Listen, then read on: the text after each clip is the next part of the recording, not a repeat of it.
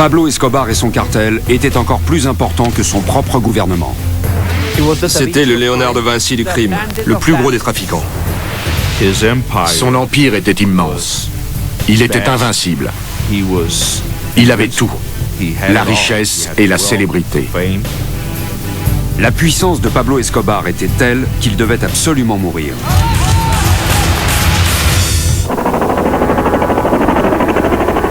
En 1992, protégé par le puissant cartel de Medellín, le baron de la drogue Pablo Escobar restait insaisissable en dépit des efforts déployés par les forces américaines pour le retrouver.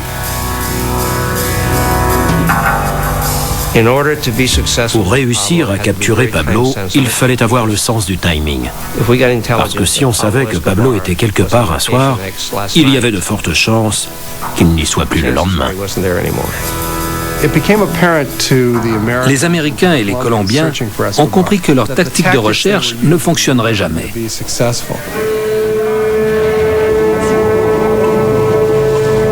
Quelques jours après l'évasion d'Escobar en juillet 1992, les policiers fouillèrent minutieusement sa prison privée, la cathédrale, à la recherche d'indices pouvant les mettre sur la piste du baron de la drogue.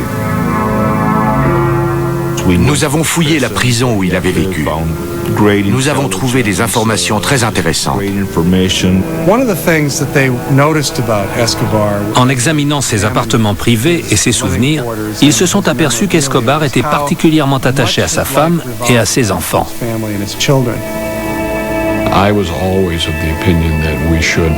J'ai toujours pensé que nous devions surveiller sa famille et la traquer. Sa réputation d'homme impitoyable et sanguinaire était doublée d'un amour profond pour sa femme et ses deux enfants.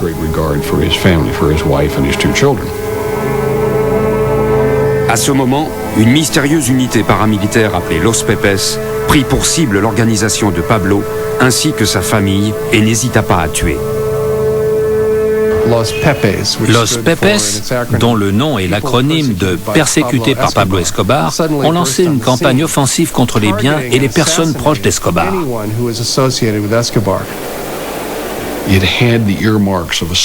Cette opération, qui au départ se voulait psychologique, a très vite dégénéré en bain de sang. La liste des victimes de Los Pepes s'allongeait toutes les nuits. Ils ont commis toute la gamme de crimes possibles. Ils étaient devenus aussi impitoyables qu'Escobar. Tous ceux qui avaient un lien avec Escobar étaient tués, arrêtés ou en fuite. La police n'a jamais agi ainsi. Quand les membres de Los Pepes sont arrivés, les règles du jeu ont changé. Il n'y avait plus de règles. Los Pepes jouaient avec les armes d'Escobar. Ils tuaient 5 à 6 personnes par jour. Ils les assassinaient, puis accrochaient sur leurs victimes une pancarte où il était écrit « Los Pepes ».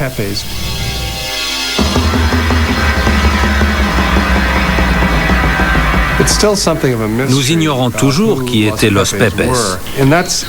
C'est normal, puisque c'étaient des meurtriers. Carlos Castaño, un ancien collaborateur d'Escobar, est l'un des rares à admettre sa collaboration avec Los Pepes. Au départ, Los Pepes était un mouvement soutenu par les organismes paramilitaires d'autodéfense, et en particulier par mon frère Fidel Castaño. Mais c'était plus que ça.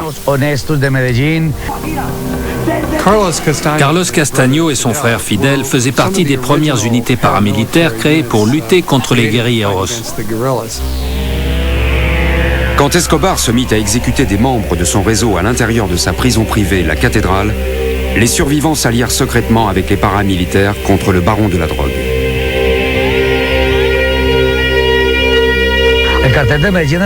Pablo Escobar a tué la plupart de ses amis et de ses alliés.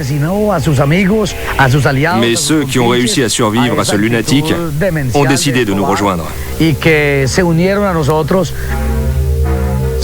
Ceux qui se sont retournés contre lui connaissaient le fonctionnement de son réseau. Ils savaient avec qui il travaillait et où se trouvait l'argent. Los Pepes aurait reçu le soutien du concurrent direct de Pablo, le cartel de Cali.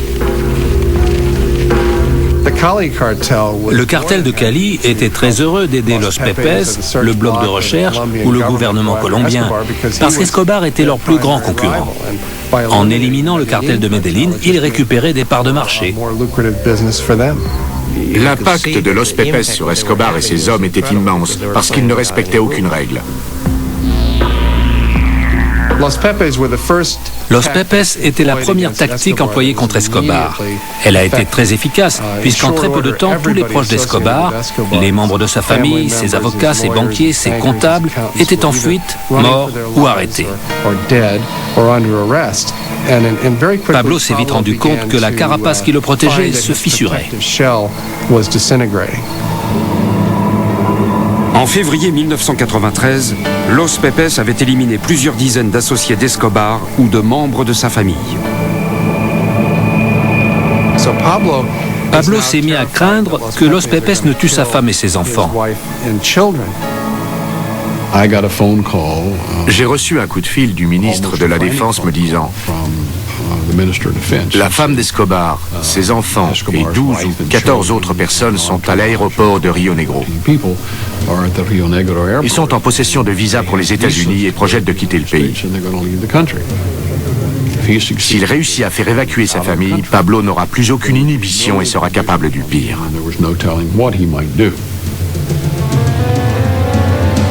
La famille Escobar et ses gardes du corps furent interceptés à l'aéroport par des agents de la DEA. Ils ont donc maintenu la PA, c'est-à-dire la famille d'Escobar, en Colombie, pendant que Los Pepes continuait à mettre Escobar sous pression. La réponse de Pablo fut rapide et sanglante.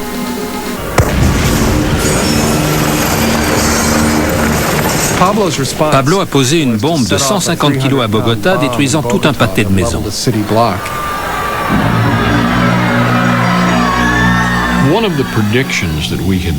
Quand nous avons resserré le nœud autour du cou de Pablo Escobar, nous savions qu'il deviendrait plus violent.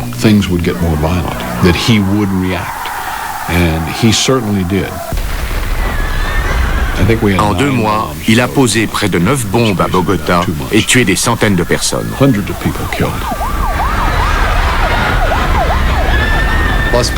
Los Pepes ont répondu en enlevant et en assassinant son avocat principal, Guido Parra, et son fils, un jeune adolescent. Ils ont suspendu à leur cou des pancartes signées Los Pepes, où l'on pouvait lire « Que penses-tu de cet échange contre les bombes, Pablo ?» En dépit des accusations portées contre lui, le colonel Martinez fut maintenu à son poste de commandant du bloc de recherche. Le colonel Martinez a relevé le défi et effectué un travail qui devait être fait, mais que personne n'osait faire. La famille Escobar étant sous surveillance policière à Medellín, le fils de Pablo devint le porte-parole de son père. Il parlait tous les jours à son fils par radiotéléphone. Juan Pablo était devenu son homme de confiance, son porte-parole auprès du gouvernement. Pendant que Pablo mettait au point sa stratégie avec son fils, le fils du colonel Martinez essayait de repérer la transmission. J'étais certain d'arriver à repérer Pablo Escobar avec cet équipement.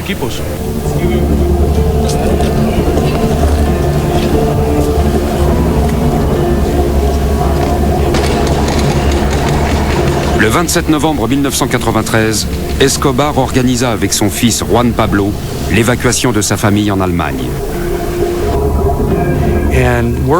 L'ambassade a eu vent de ce projet, parce que CentraSpike écoutait toutes les communications de Pablo.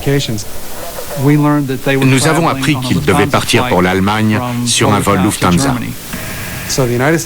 Le gouvernement des États-Unis et le gouvernement colombien ont fait en sorte que les autorités allemandes refusent l'entrée à la famille Escobar. La famille Escobar ne fut pas autorisée à rester en Allemagne et fut immédiatement renvoyée en Colombie.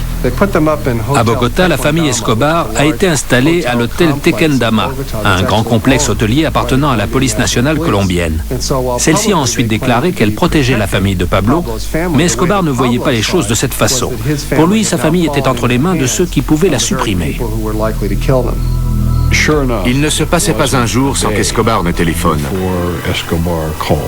La première fois qu'il a appelé, je me suis dit, c'est bon, il est foutu. En décembre 93, alors qu'il était en fuite et toujours en guerre contre le gouvernement de Colombie, Pablo Escobar essaya de protéger sa famille des Pepes, les escadrons de la mort. Il tenait absolument à évacuer sa famille et il continuait donc à téléphoner à l'hôtel Tequendama.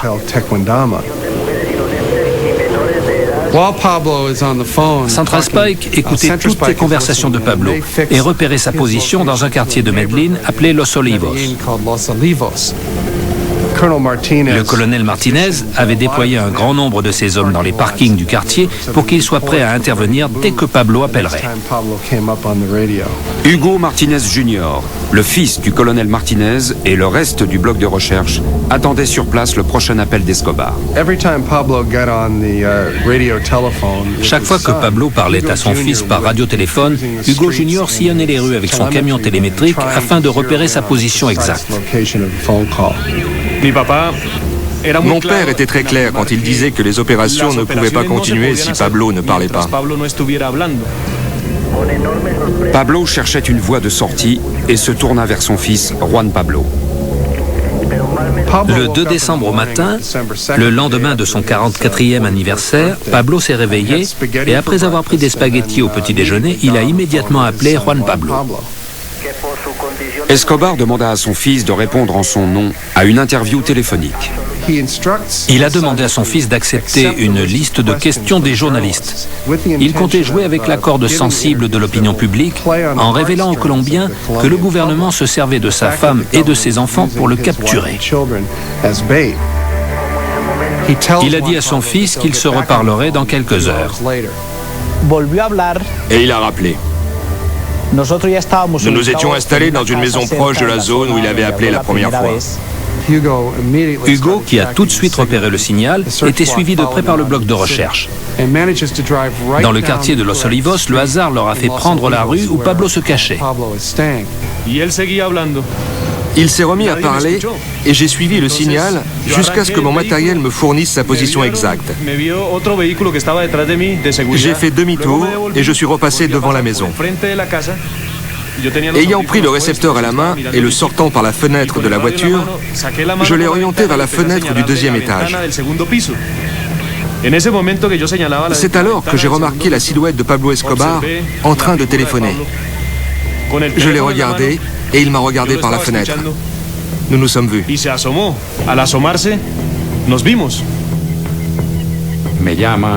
Il m'a appelé et m'a dit « Je l'ai localisé sans aucune marge d'erreur possible. » Ensuite, il m'a dit « Je suis en train de le regarder. »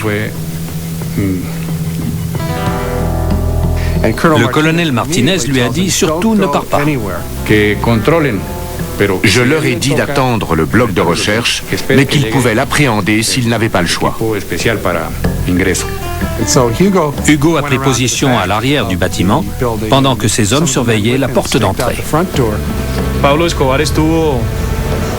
Pablo Escobar était très calme. Il n'essayait pas de fuir. Il ne bougeait pas. Il attendait peut-être que la chance lui sourie encore une fois. Mais maintenant, il était encerclé.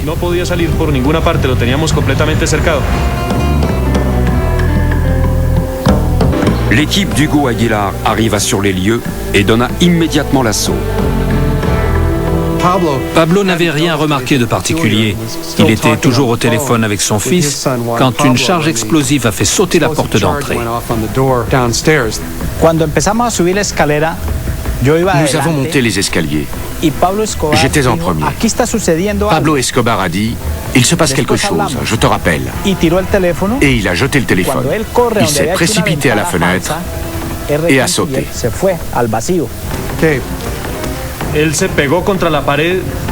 Il avait activé la police et tiré à tout va.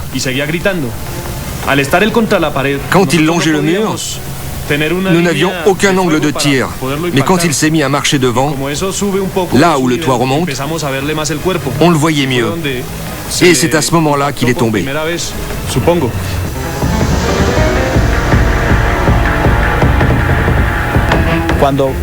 Quand la fusillade a cessé, je l'ai vu étendu sur le toit.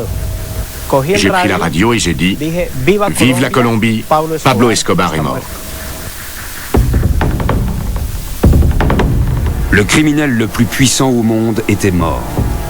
Mais les circonstances de sa mort resteront pour toujours un mystère.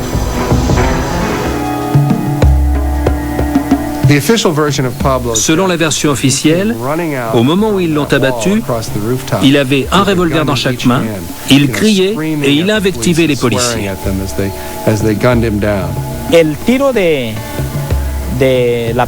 J'ai tiré et la balle lui a traversé le cœur. La balle du R-15, elle, est entrée par une oreille et sortie de l'autre. C'est comme ça que nous avons clos le chapitre Escobar.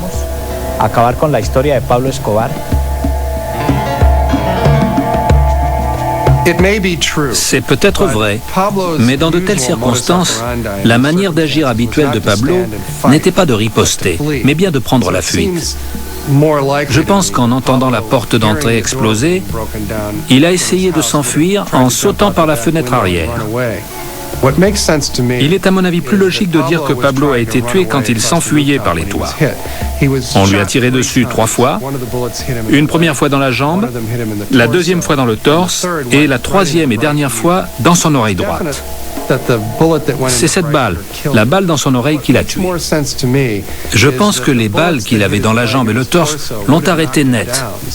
Mais la balle qui l'a tué a été tirée par quelqu'un qui se tenait juste au-dessus de lui.